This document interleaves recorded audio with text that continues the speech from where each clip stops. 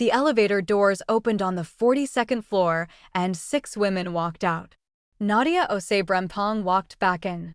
She pressed the lobby button, folded her arms, and stared straight ahead at the closing doors. She had seen enough in the 10 seconds she stood in that hallway. The white orchids arranged in identical vases every 3 feet. The women in coordinated pastel outfits sitting with perfect posture on chairs that had clearly been arranged for this specific occasion. The assistant in a gray suit holding a clipboard and speaking in a low, organized voice. This was not a business meeting. This was an audition. Nobody had told her that when her firm's senior partner had forwarded her the invitation 2 weeks ago. The message had said, "Private consultation with Yoon family leadership regarding a potential legal and corporate advisory engagement." Nadia was the sharpest contracts attorney at her firm. She had flown from Chicago to New York on a Tuesday morning in her best charcoal blazer, with a leather portfolio full of notes and a head full of relevant case precedent. She had not packed for an audition. The elevator reached the lobby. She stepped out, walked directly to the front desk, and asked the concierge to call her a car. Her phone rang before the car arrived. "Ms. Osebrempong." The voice on the other end was male, smooth, and slightly rushed. "My name is Kong. I am calling on behalf of the Yoon family. I understand you may have left the building." "I did leave the building," she said. "I am standing outside it." A pause. "May I ask why?" "Because what is happening on the 42nd floor is not what I was told this meeting would be. I am an attorney. I came to discuss a professional engagement. If the nature of the meeting has changed, I would have appreciated knowing that before I flew here." Another pause, longer this time. "Ms. Osebrempong, I understand your frustration. Would you be willing to return for just 15 minutes? I give you my word the conversation will be professional." Nadia looked at the street. A yellow cab moved slowly past. A man on a bicycle weaved between 2 SUVs. She thought about the flight she had already taken. The notes in her portfolio. The fact that she was already here. 15 minutes, she said. "And if it is not what you described, I will leave again." "Understood," Kong said. "Thank you." She went back inside. He was waiting for her when the elevator opened on the 42nd floor. She realized immediately, but someone else entirely. The hallway had been cleared. The other women were gone. The orchids were still there, but the chairs had been removed, and there was only one door open at the far end of the corridor. The man standing near it was tall for a Korean man, broad-shouldered, somewhere in his mid-30s. He had the particular stillness of someone who had been taught from a young age not to show what they were feeling, but had never quite mastered it completely. Something moved behind his eyes when he saw her walking toward him, and he did not look away from it the way most people would. "Ms. Osebrempong," he said. "I am Woo Suk-yoon. I apologize for the confusion about today's meeting." She looked at him for a moment. Then she looked at the open door. Then back at him. "You are the meeting," she said. Not a question. He did not flinch. "In part, yes. And the other part? My parents would like to speak with you." Nadia tilted her head slightly. "Your parents?" "Yes. Not about legal matters." He held her gaze. "No." She exhaled slowly through her nose. She could leave again. The car was probably still outside. She could be at the airport in 40 minutes and back in Chicago by evening, and she could write this whole day off as a strange story to tell her sister over the phone. Instead, she said, "Lead the way." She would find out later that the entire Seon process, the formal Korean marriage interview, had been her senior partner's idea, quietly coordinated with the Yoon family's legal team. Her partner had thought he was doing her a favor. She would address that separately. Later. With specific language. Right now she walked through the open door and into a beautifully appointed sitting room where an elderly Korean couple sat together on a low sofa. The man was in his mid-70s, upright and precise in the way that people are when they have held authority for decades. The woman beside him had silver hair and the kind of quiet face that missed nothing. They were Do-sik and Myung Ja-yoon, founders of Yoon Global. Worth, according to the last public estimate, somewhere north of $3 billion. They looked at Nadia the way people look at something they had not entirely expected. Nadia looked back at them the same way. "Please sit," Myung Ja said. Her English was careful and precise. Thank you for coming back.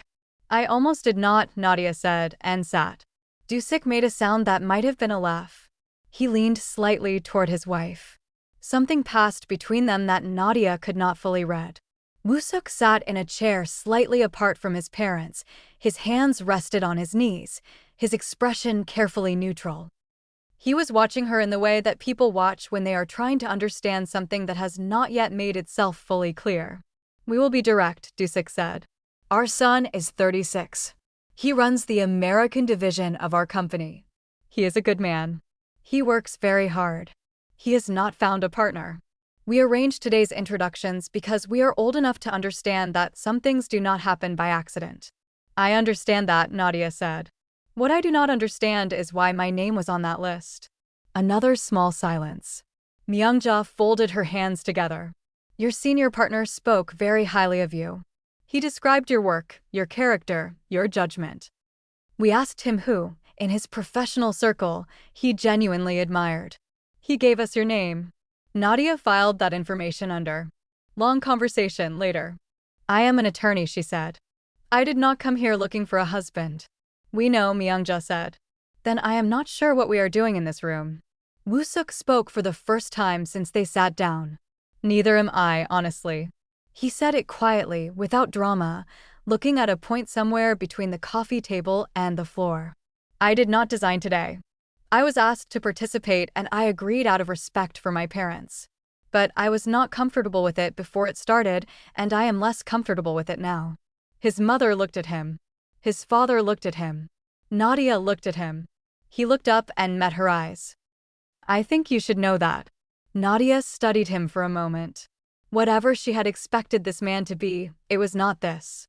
The son of a Korean billionaire who sat in his parents' orchestrated marriage interview and told the woman across from him that he was uncomfortable with it. She turned back to his parents. I appreciate your honesty, she said. And I appreciate that you come from a tradition where this process is meaningful and respectful. I do not dismiss that. But I am not able to participate in a selection process. That is not about pride. It is about how I am built. We know, Myungja said again. You keep saying that. The older woman smiled. It was a slow, warm smile that changed her face completely. We know because every other woman on that list sat in this room and told us what they thought we wanted to hear. You left the building. She paused. That is the first interesting thing that has happened today. The room was quiet. Dusik said, We are not asking you to choose our son today, Ms. Ose-Brempong. We are asking if you would be willing to have dinner with our family. Simply that. Not an audition. Not a selection. A dinner. Nadia looked at him. Then at Myungja. Then, briefly, at Woo-suk, who was looking at his father with an expression she could not entirely decode, but that felt something like gratitude mixed with something else she did not have a name for yet. One dinner, she said. One dinner, Dusik confirmed. She looked down at the portfolio in her lap. All those notes. All that case precedent. I still expect a professional consultation at some point, she said.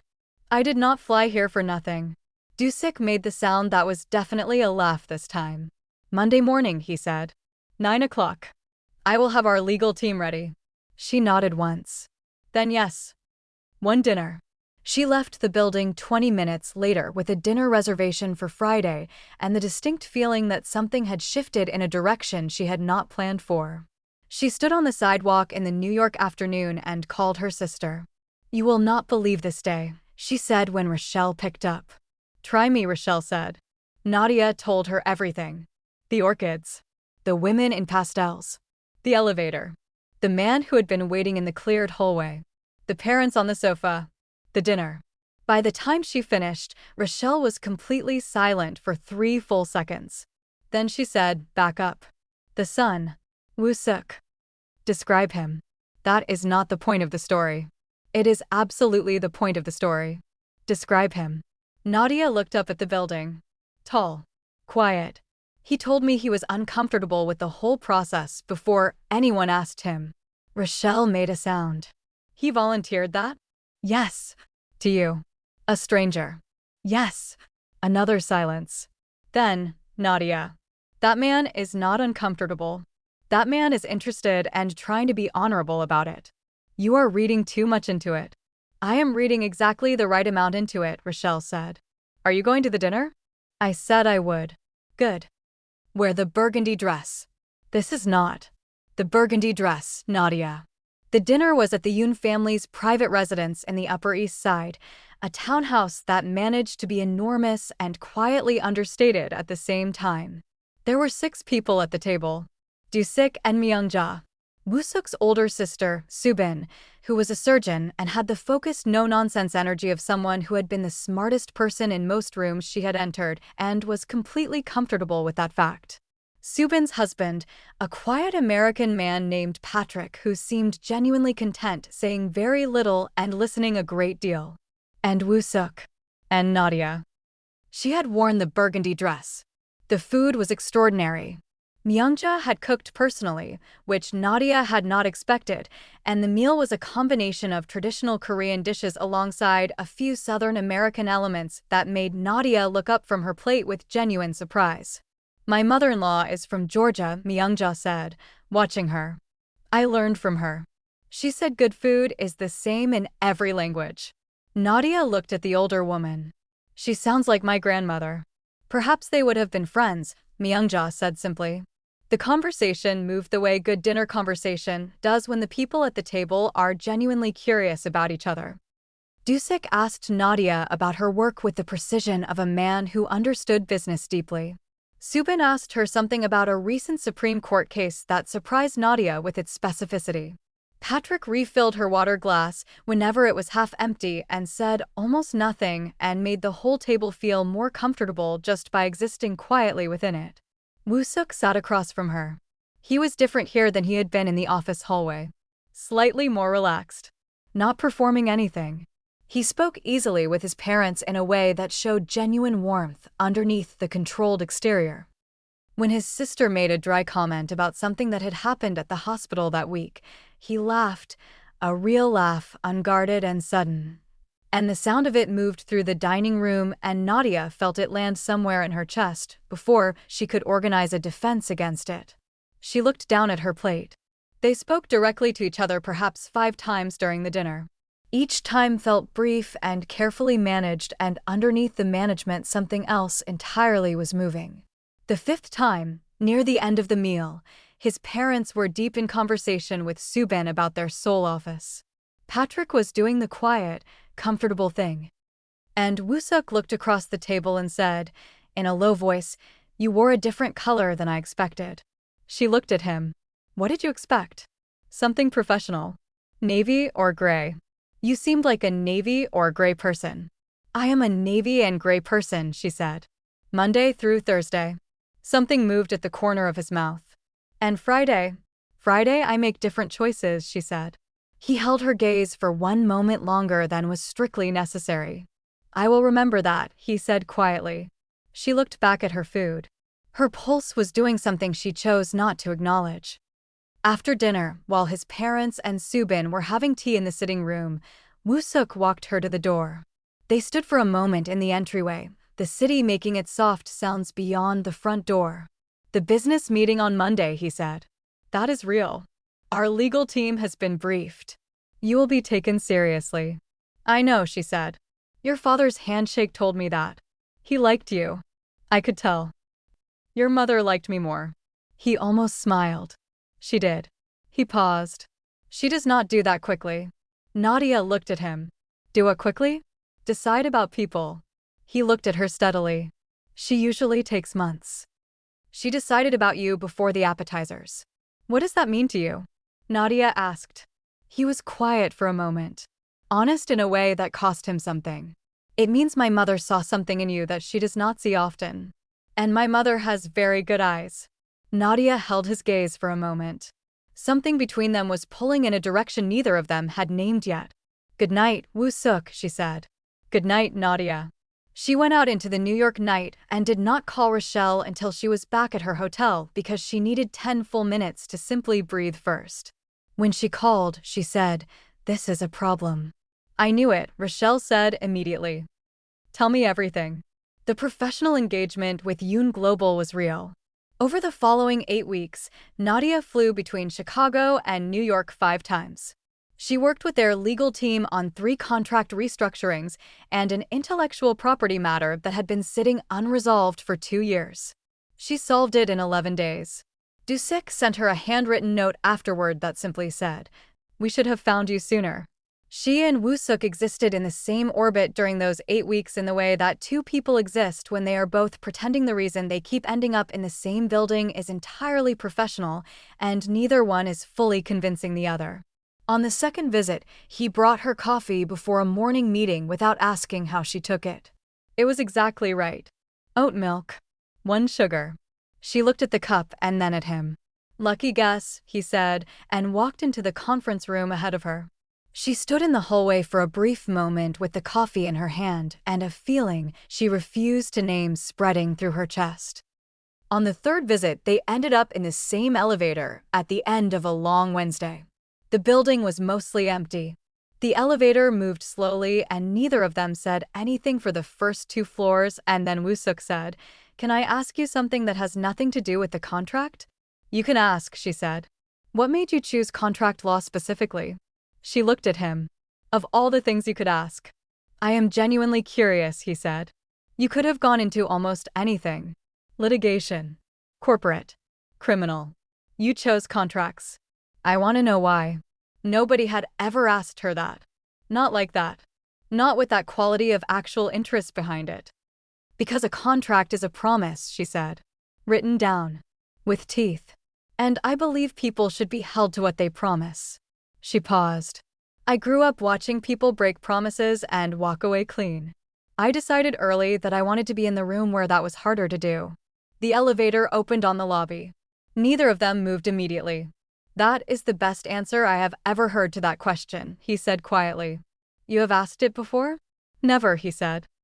"But if I had, that would still be the best answer."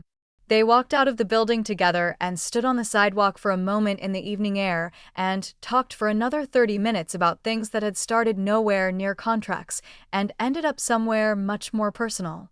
And by the time her car came, she was aware that something between them had shifted again, quietly and without announcement, the way tides shift. On the 4th visit, something happened that neither of them had planned. It was a Thursday evening and the meeting had run long and the rest of the legal team had filtered out and it was just the 2 of them left in the conference room with the city spread out behind the glass and the remains of takeout containers on the table because nobody had stopped for a proper meal. Woo-suk was reading through a clause she had flagged and she was watching him read it, watching the small line appear between his brows when something did not satisfy him, and she caught herself watching and looked quickly back at her own papers. "You disagree with the indemnification structure," he said without looking up. "I flagged it," she said. "I did not say I disagreed." "You flagged it with 3 question marks." He looked up. "You only use 3 question marks when you think someone has made a significant error." She stared at him. "You have been paying attention to my annotation style." "I pay attention to everything about how you work," he said simply. Not as a compliment. As a fact. Which somehow made it land harder than a compliment would have. She looked back at the clause. "The indemnification is too broad. It exposes Yoon Global unnecessarily on the subsidiary level." "Show me."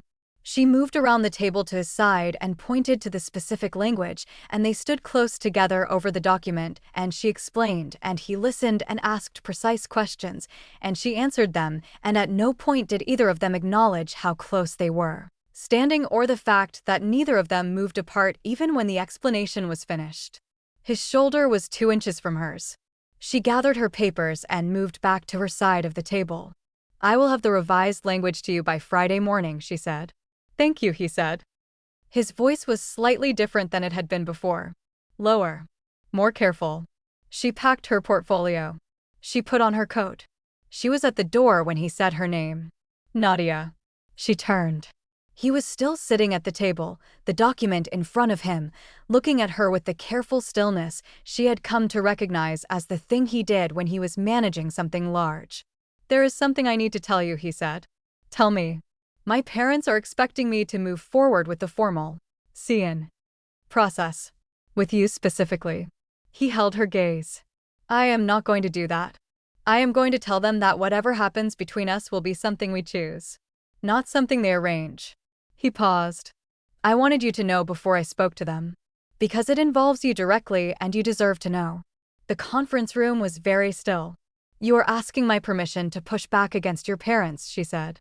I am telling you what is happening and how I intend to respond, he said. What you do with that information is yours to decide. She looked at him for a long moment. This man who kept doing the honest thing when the easier thing was always available. Have the conversation, she said. She left. She stood in the elevator alone and pressed her hand flat against the cool metal wall and made herself breathe slowly. The conversation he had with his parents did not go quietly. She heard about it first from Woo-suk, who called her the following Saturday and told her simply and without drama that the conversation had happened and that his father had initially been displeased and that it had been difficult, but that he had said what needed to be said. Then, 3 days after that, Myungja called her. Nadia was in her Chicago apartment, sitting on her kitchen counter with tea going cold beside her. He told us, Myungja said, that he will not participate in any further formal process. That if something develops between him and you, it will happen on its own terms. I see, Nadia said carefully. My husband was not immediately pleased, Myungja said. There was something dry and deeply warm in her voice. He came around. He usually does, when he takes enough time to think properly. A pause. I called because I want you to know something. The conversation my son had with us was not easy for him. Woo-suk has always found a way to honor his father while still becoming his own person. But this conversation was different. This was him drawing a line. That cost him something real. Why are you telling me this? Nadia asked. Because you should know the weight of what he did, Myungja said. Not so you feel obligated. So you understand who you are dealing with. After the call ended, Nadia sat in her quiet kitchen for a very long time. She thought about every interaction she had catalogued over the past 8 weeks. The coffee, the elevator, the conference room, and the 2 inches between them. The way he looked at her when he thought she was not looking and the way she had been looking anyway. She picked up her phone and sent him a message. Your mother called me. He replied in under a minute. I should have warned you. I am sorry. Do not apologize. She paused. Then, she told me what the conversation cost you. A longer pause. Then, she should not have said that. I am glad she did. Another pause. Longer than the others. Are you free Saturday? He sent.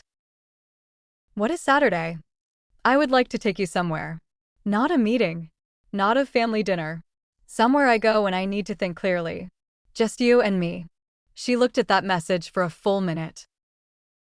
Yes. She sent. I am free Saturday. He took her to the Brooklyn Botanic Garden. She had expected something with a dress code and a reservation. Instead, he was waiting at the entrance in dark jeans and a simple jacket with no tie and 2 coffees from a place around the corner and an expression more open than she had ever seen it outside of a professional setting. They walked. The morning was cool and the garden was not crowded and the conversation moved in ways it had never quite moved inside a conference room. He told her he had moved to New York at 28 over his father's strong preference that he remain in Seoul, and that the disagreement had been painful and had taken 2 years to properly heal, and that he did not regret the decision, but he also did not minimize what it had cost the relationship temporarily. She told him she had turned down a federal clerkship after law school because her grandmother was ill, and she had stayed home to help her mother, and that she had never once regretted it, and that people sometimes looked at her strangely when she said that, as if they expected her to perform a loss she had never actually felt. He said, "You do not seem like someone who makes decisions for other people's approval." I am not, she said. It took me a while to get there. How? She thought about it honestly. I stopped being afraid that who I actually am would be too much for someone to handle. I decided if it was too much, then it was the wrong someone. That is a good way to live. It is a lonely one sometimes, she said. Because it was true, and she had decided early in this particular acquaintance that she would not be less than honest with him. He looked at her when she said that. Not with pity. With recognition. Yes, he said. I know that specific loneliness. They walked in comfortable silence for a while. Near the Japanese garden, he stopped walking. She stopped beside him. The water was completely still, and the late morning light came through the trees in long, quiet pieces. I want to tell you something about myself, he said. Something I do not say often. Tell me. I was engaged 3 years ago. He looked at the water. She was someone my parents approved of. Someone from a family they respected. I convinced myself the practical alignment was enough, and that what I was feeling was a reasonable version of what I was supposed to feel. He paused. I was wrong about that. I understood it too late. She had been more interested in what the Yoon name could provide than in anything specifically about me. When I saw it clearly, I ended it. My parents were relieved. He stopped. I was more hurt than I expected. Not about her. About myself. About the fact that I had looked at someone closely and still seen the wrong thing. Nadia was very quiet. And then your parents arranged the scene, she said softly. Because they were worried about me and it was the tool they had. He looked at her. They meant well. You keep saying that about people who have hurt you. Meaning well is real even when it produces the wrong result. I would rather believe people mean well and be occasionally wrong than assume the alternative. He held her gaze. That is something my mother taught me. It is one of the better things she gave me. Nadia looked at the still water. Something in her chest was doing something she could not organize away any longer.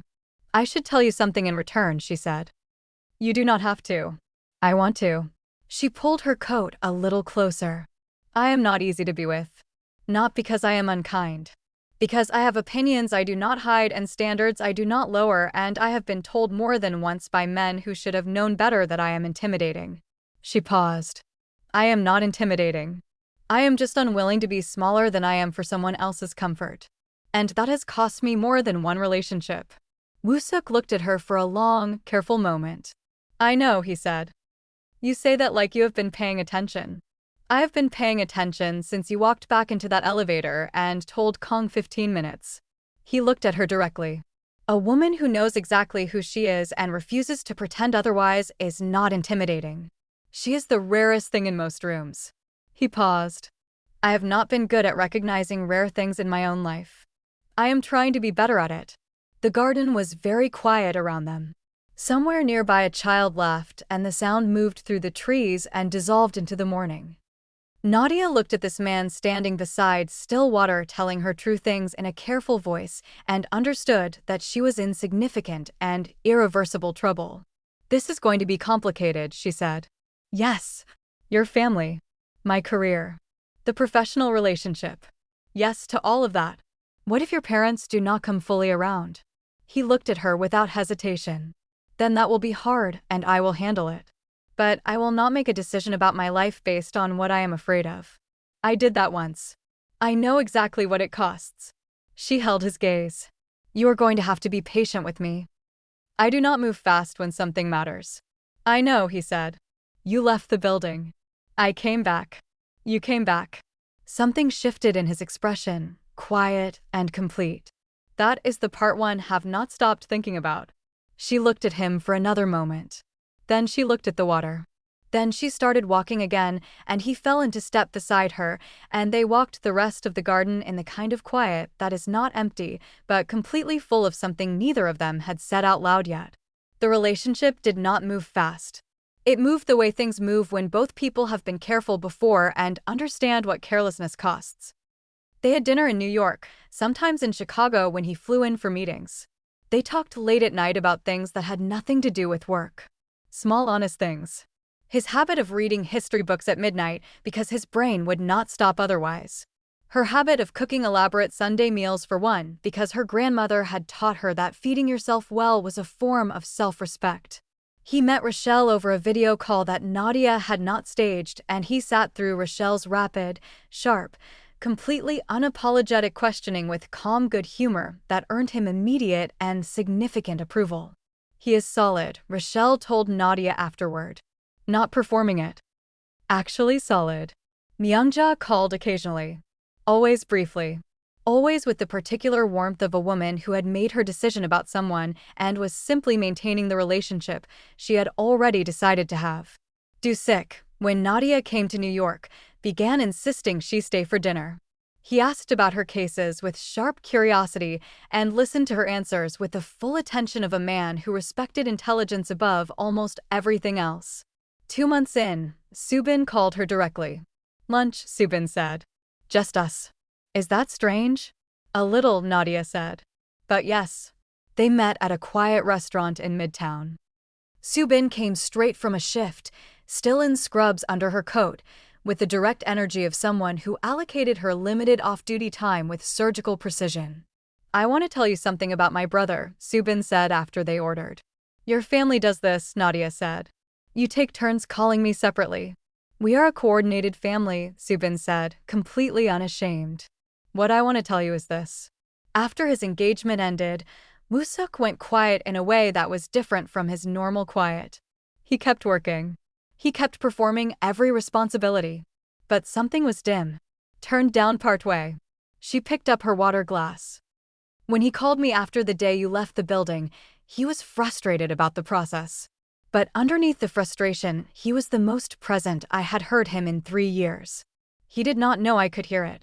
He was complaining. But he was alive in a way he had not been." She set her glass down. "I am not telling you what to do. I am telling you he is worth the complication. In case that information matters." Nadia looked at this woman who had come to lunch on a post-shift afternoon to say one honest thing about her brother. "It matters," Nadia said. Subin nodded and picked up her menu, and they talked about other things, and it was the beginning of a friendship that neither of them had anticipated and both of them would come to value. 3 months in, on a quiet Sunday evening in Nadia's Chicago apartment with takeout on the coffee table, and neither of them watching what was on the television, something shifted into the open. They had been talking for an hour about something that had started as a news story and had slowly become a conversation about what they each believed about justice and whether institutions could actually change, or whether they simply recycled the same failures with better language. It was the kind of conversation Nadia could not remember having with anyone outside of Rochelle, the kind that made her feel like her whole mind was being used. And then the conversation went quiet. Not an uncomfortable quiet. The kind of quiet that has arrived because everything that was said has settled and something else is in the room now that is not about words. Woo-suk was looking at her. She looked back. "I need to tell you something," he said. "You always need to tell me something," she said. "It is my favorite thing about you." Something moved across his face at that. "I am in love with you," he said. Steady and direct and completely undefended. "I have been for a while. I did not say it because I was trying to move at the pace that was right for you. But if I do not say it now, I think it is going to become the largest thing in the room anyway, and I would rather it be a thing I said than a thing that just sat here." The apartment was very quiet. Nadia looked at him. At his face, which was more open than she had ever seen it. The careful stillness was completely gone, and what was underneath it was clear and real and directed entirely at her. "Woo-suk," she said. "Yes. I walked back into that elevator on purpose," she said. "Not because of the meeting. Because I needed to know what kind of person sends someone to bring a woman back after she walks out. I needed to understand who that person was." She held his gaze. "Everything since then has been me finding out. And everything I have found out has made one answer clearer." He waited. He was very still. "I love you too," she said. "I have been trying to be rational about it for 2 months, and I am completely done trying." He reached across the space between them and took her hand in both of his and held it and said nothing for a long moment, and in that silence was everything that did not need words. "My parents are going to be extraordinarily pleased with themselves," he said finally. Nadia laughed, a real laugh from somewhere deep. "Your mother has been pleased with herself since the day I walked out of the building. She told me on the phone." "Of course she did," he said. And he was smiling in the full, unguarded way that she had been collecting like something precious every time it happened. The months that followed were the best months either of them could remember. They stopped pretending the visits to New York were primarily professional. He came to Chicago on weekends when he could, and they cooked in her kitchen, badly in his case and beautifully in hers. And he sat on her counter and watched her, and she let him because she had decided that being watched by someone who genuinely saw her was not a vulnerability but a gift. She met his college friends during a dinner in Brooklyn that was loud and warm and ran 3 hours past when it was supposed to end. His friends looked at her across the table with the particular expression of people who have been hoping for a long time that their friend would find the right person and are quietly thrilled to be right about who that turned out to be. He met Rochelle in person in Chicago, which was an event that Nadia observed with some nervousness, and which resolved itself within 20 minutes when Rochelle decided to simply ask Woo-suk directly what his intentions were. He had answered her seriously and honestly, and Rochelle had looked at him for a long moment, and then looked at Nadia and given a single nod that meant, "This one." They argued twice during those months. Real arguments, not performances. Once about a decision he had made regarding a Yoon Global contract without consulting her professional opinion first, which she pointed out was both a business error and a personal one. He listened. He acknowledged she was right. He did not make the same error again. Once about the pace of certain conversations about the future, where she needed him to understand that her independence was not a wall she was building against him, but a thing she was bringing into the relationship rather than leaving at the door. That one took longer. They sat with it. They talked through it past midnight. They came out the other side of it knowing each other in a way that only real disagreement, handled honestly, can produce. Myungja noticed the change when Nadia came to New York for what was technically a business visit, but was really just a reason to be in the same city. The older woman pulled her aside before dinner in the kitchen and looked at her with those quiet eyes that missed nothing. "You're happy," Myungja said. It was not a question. "Yes," Nadia said.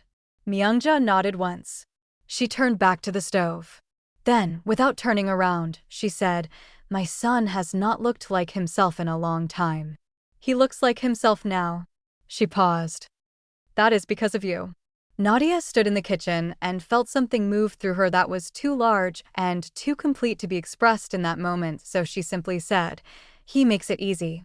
Myungja made a sound that was unmistakably a grandmother's sound even though she was not one yet. "Good," she said. "Set the table." Nadia set the table.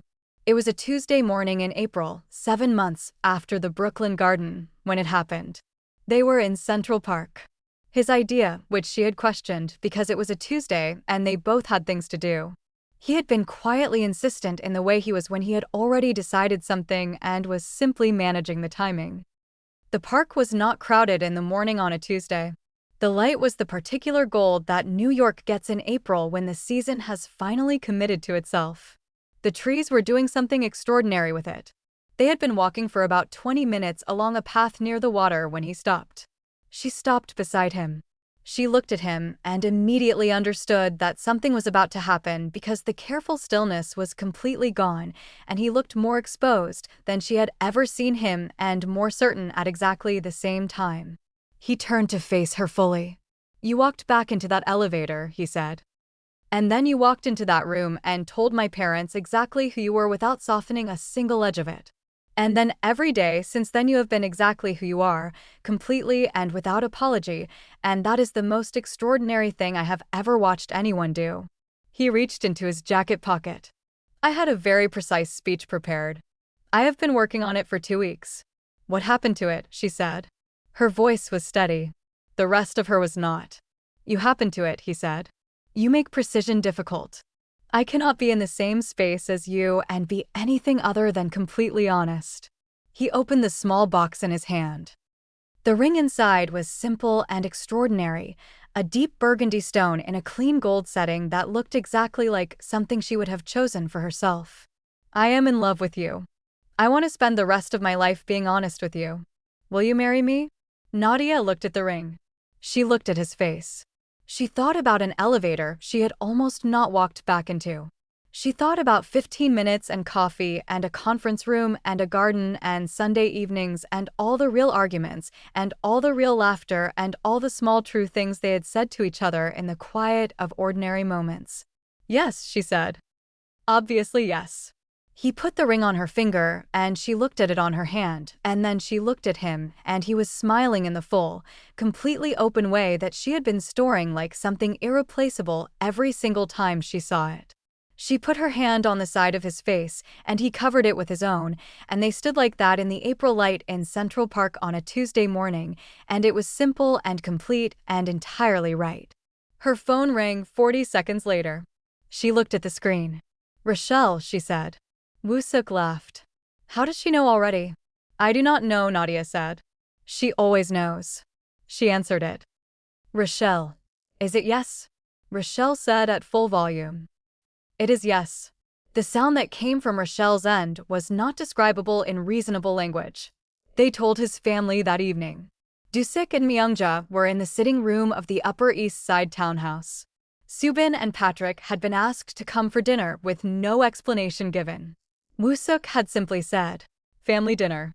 And Subin, who knew her brother, had texted Nadia at 2 in the afternoon. "Should I bring good wine?" Nadia had replied, "Bring the best one you have."